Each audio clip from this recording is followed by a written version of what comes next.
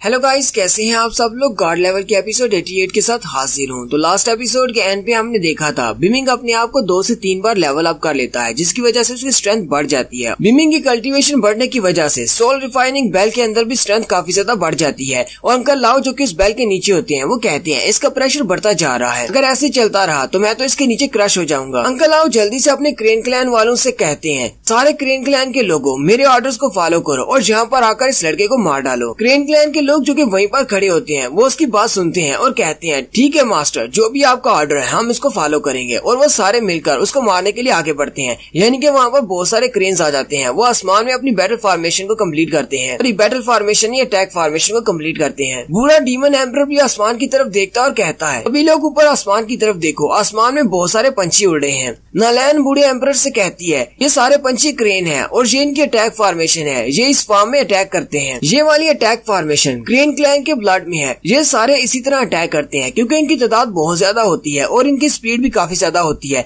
इसलिए ये बार बार एक दूसरे के बाद दूसरा और फिर तीसरा और इस तरह ये अटैक करते जाते हैं जब तक कि सामने वाला थक ना जाए और उसके बाद ये उसे मार डालते हैं। मास्टर लाओ कहते हैं आज तक कोई भी हमारी स्क्रीन अटैक फॉर्मेशन को नहीं तोड़ पाया, चलो फिर देखते हैं तुम कितनी देर तक इनके सामने टिक पाते हो, आज तुम्हारी मौत पक्की है। जबकि बिमिंग और स्नोबॉल उसके सामने बड़े ही कॉन्फिडेंट अंदाज में खड़े होते हैं। बिमिंग स्नोबॉल से कहता है स्नोबॉल क्या तुम्हें भूख लगी है, क्या तुम कुछ खाना चाहोगी, ये पंछी तुम्हारे टेस्ट के लिए बहुत ज्यादा अच्छे रहेंगे। स्नोबॉल भी आगे से चिरप चिरप करती है। स्नोबॉल उड़ते हुए ऊपर चली जाती है। जबकि क्रेन क्लैन का एक बंदा उस कहता है ये छोटा सा कीड़ा यहाँ पर अकेले हमसे फाइट करने के लिए आ गया, इससे क्या लगता है ये हमारे क्रेन क्लैन के अटैक फॉर्मेशन को तोड़ सकता है। लेकिन स्नोबॉल चिरप चिरप करते हुए अपने मुंह से फायर निकालती है। वो सारे क्रेन क्लैन वाले लोग बहुत ज्यादा हैरान हो जाते हैं। बूढ़ा एम्परर किंग भी चिल्लाकर यंग मिस नालैन से कहता है यंग मिस नालैन जल्दी से ऊपर की तरफ देखें। स्नोबॉल ने अपने मुंह से जितनी भी फायर निकाली थी वो उन सारे परिंदों के इर्द गिर्द उसे कवर कर लेती है और स्नोबॉल की फायर जिस भी बर्ड के ऊपर लगती है वो सारे जलना शुरू हो जाते हैं और चिल्लाते हुए नीचे गिरते जाते हैं। और देखते ही देखते वहाँ पर जितने भी क्रेन क्लैन के मेंबर्स होते हैं वो सारे जलकर नीचे गिर जाते हैं। अंकल लाओ पीछे देखकर बहुत ज्यादा हैरान हो जाते हैं और अपने क्लैंसमैन को मरता हुआ देखकर चिल्लाना शुरू कर देते हैं। बिमिंग हंसते हुए अंकल लाओ से कहता है तुम्हारी अटैक फॉर्मेशन को तो मैंने तोड़ दिया, अब अगर तुम्हारे पास और कोई नई ट्रिक है तो उसे भी सामने ले आओ, मैं उसका भी काउंटर अटैक कर लूंगा।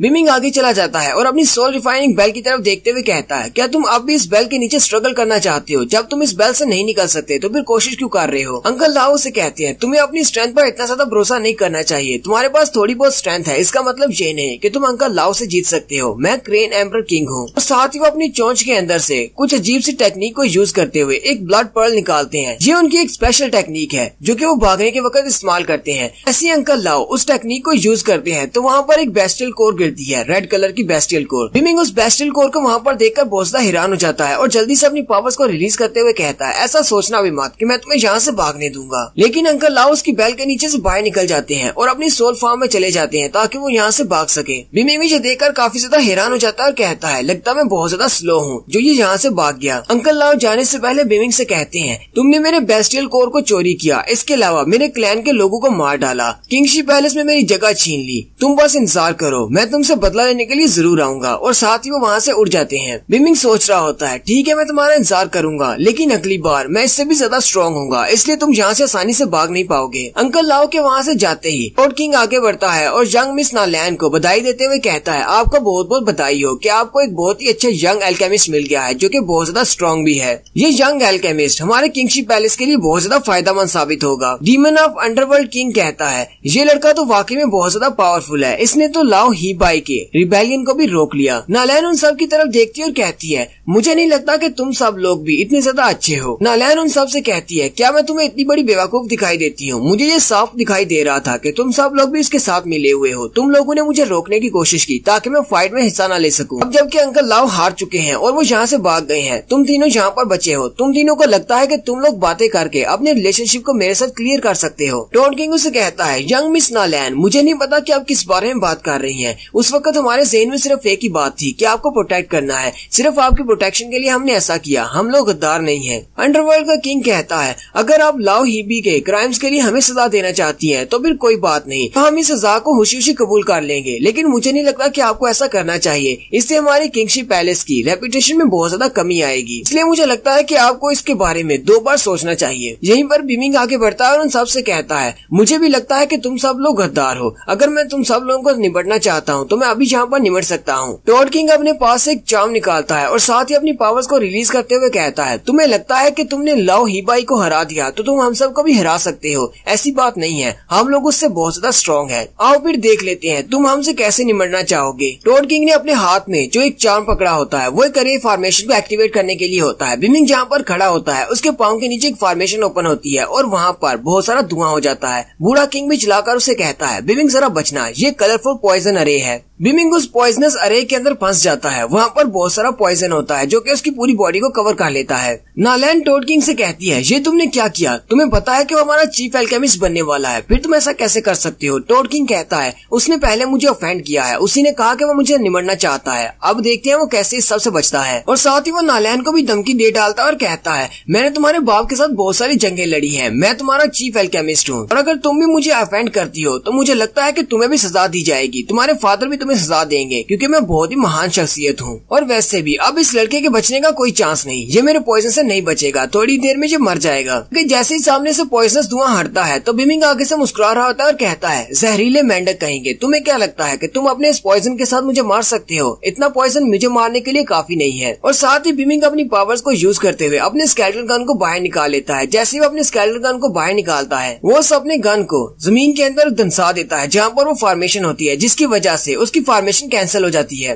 टॉड किंग भी ये देखकर बहुत ज्यादा हैरान हो जाता है और कहता है, ऐसा कैसे हो सकता है? इसने अपने स्केलेटन गन की मदद से मेरी अरे फॉर्मेशन को कैंसिल कर दिया है। नालैन भी ये देखकर काफी ज्यादा हैरान हो जाती है और कहती है, बिमिंग तो काफी ज्यादा स्ट्रॉन्ग है, उसकी फॉर्मेशन को डिस्ट्रॉय करने की वजह से टॉड किंग जख्मी हो जाता है और उसके मुंह से ब्लड निकलता है। बिमिंग टॉड किंग से कहता है, ये तो बस एक छोटी सी फॉर्मेशन थी, इसमें ऐसा क्या हाथ था? मैं तो कहता हूँ कि तुम तीनों एक साथ आगे बढ़ो, तुम्हारे पास जो भी ट्रिक्स है मेरे ऊपर आजमा लो, मैं तुम तीनों से एक साथ फाइट कर सकता हूँ। बूढ़ा डीमन किंग आगे बढ़ता है और बिमिंग से कहता है, आर्मी चीफ बिमिंग, तुम्हें ऐसा नहीं करना चाहिए। हालांकि इन सब की कल्टीवेशन की बेस उतनी ही है जितनी अंकल लाओ के पास थी, लेकिन फिर भी इनकी स्ट्रेंथ उससे बहुत ज्यादा है, तुम इन तीनों के साथ एक साथ फाइट नहीं कर पाओगे, तुम्हें इन तीनों को प्रवोक नहीं करना चाहिए। नालैन भी बिमिंग से कहती है, बिमिंग तुम्हें ऐसा करने की जरूरत नहीं है, इन सब लोगों ने हमारे एम्परर के फैसले के खिलाफ साजिश की है, इसलिए इन तीनों को मेरे फादर को हैंडल करने दो, तुम्हें इन सब के सामने फाइट करने की जरूरत नहीं, कहीं तुम अपने आप को नुकसान न पहुंचा लो। बिमिंग उसे कहता है, तुम्हें इस बारे में परेशान होने की जरूरत नहीं है, अब क्योंकि मैं किंगशिप पैलेस का चीफ एल्केमिस्ट हूँ तो मैं अपने आप को सेफ रख सकता हूँ,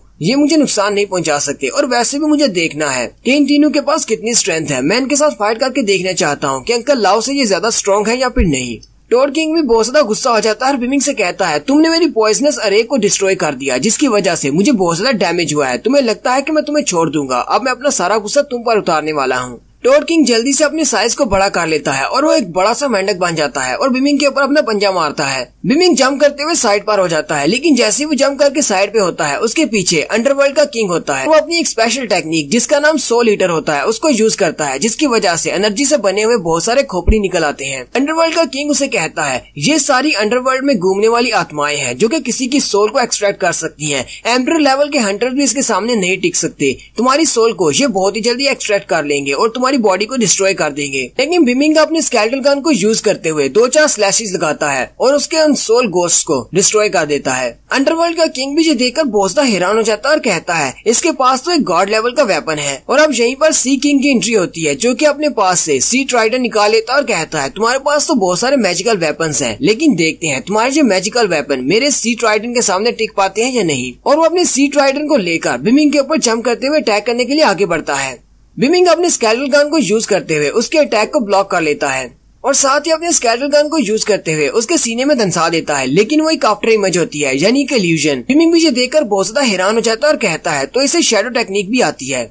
जबकि असली का सी किंग उसके पीछे होता है और उसे कहता है, बच्चे तुम कहाँ पर निशाना लगा रहे हो, मैं तो तुम्हारे पीछे हूँ। बिमिंग जल्दी से पीछे की तरफ घूमता है, लेकिन सी किंग अपने ट्राइडेंट को यूज करते हुए बिमिंग के ऊपर अटैक कर देता है। बिमिंग जल्दी से पीछे की तरफ जंप कर जाता है। ये देखकर सी किंग भी काफी ज्यादा हैरान हो जाता है और कहता है, ये लड़का तो बहुत ज्यादा तेज है, इसके पास सिर्फ 1 ही सेकंड था और इसने अपने आप को बचा लिया। साथ ही बिमिंग माउंटेन शैटरिंग पंच का यूज करते हुए उसे एक जबरदस्त पंच मारता है, जिसकी वजह से सी किंग पीछे दूर जाकर गिरता है। गिरने के बाद सी किंग कहता है, तुम्हारी हिम्मत कैसी हुई इस सी किंग के ऊपर अटैक करने की। अंडरवर्ल्ड का किंग उसे कहता है, सी किंग मुझे तुम्हारी हेल्प करने दो, हम दोनों मिलकर इस पर अटैक करते हैं। जबकि बिमिंग उसके सामने खड़ा मुस्कुरा रहा होता है और कहता है, तुम्हें क्या लगता है कि तुम तीनों मिलकर मुझे हरा सकते हो? और साथ ही वो अपने बाले को जमीन के अंदर धंसा देता है, जिसकी वजह से ग्राउंड टूटना शुरू हो जाता है। सी किंग और अंडरवर्ल्ड का किंग दोनों ही ये देखकर बहुत ज्यादा हैरान हो जाते हैं। ग्राउंड के अंदर से बहुत सारी चेन्स निकलती हैं, एनर्जी से बनी हुई चेन्स, जिनसे बिमिंग उन दोनों को बांध देता है। वो दोनों ये देखकर बहुत ज्यादा हैरान होते हैं और कहते हैं आखिर ये लड़का है कौन, इसने मेरे सी ट्राइडेंट को भी रोक लिया, जबकि इस अंडरवर्ल्ड के किंग के ईटिंग घोस्ट को भी रोक दिया।